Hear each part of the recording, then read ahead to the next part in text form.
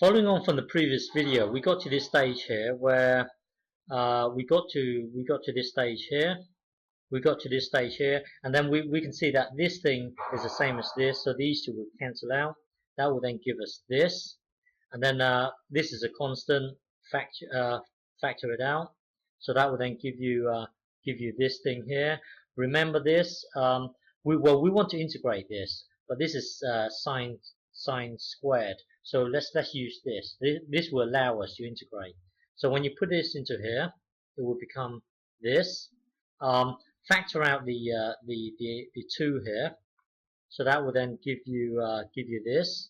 Now we can integrate this. Okay, because earlier we've got a sine squared here, so we would use this to turn it back into the well, we haven't got a power now, so now we can integrate this.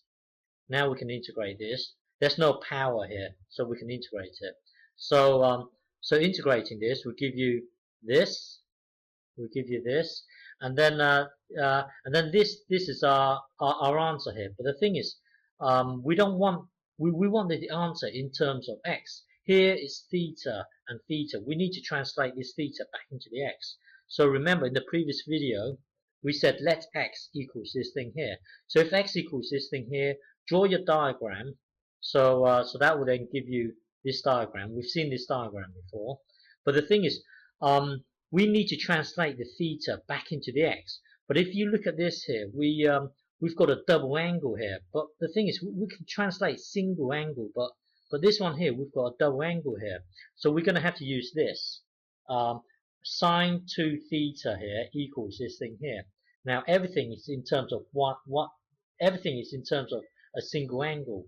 Up here you've got a double angle here. We can't, when looking at this diagram, we can only translate single angles. So let's put this into here, and then this 2 will cancel out with this 2 here. Well, put this thing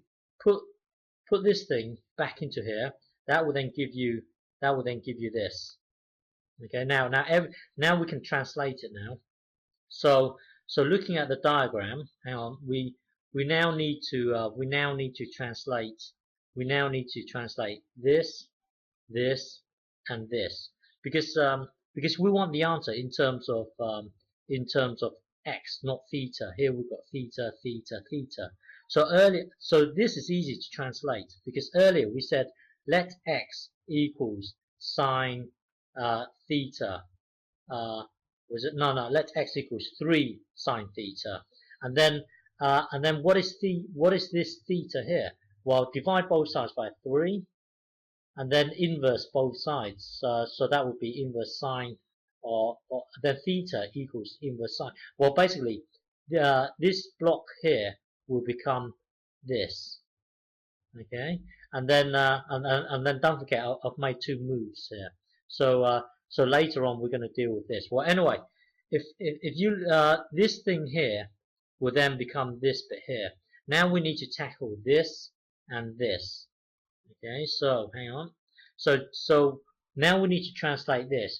Well, if our diagram looks like this, and we've seen this diagram before, if this here is sine, this here is sine theta. Well, sine theta is x over 3. So you can say that sine theta is x over 3. Okay.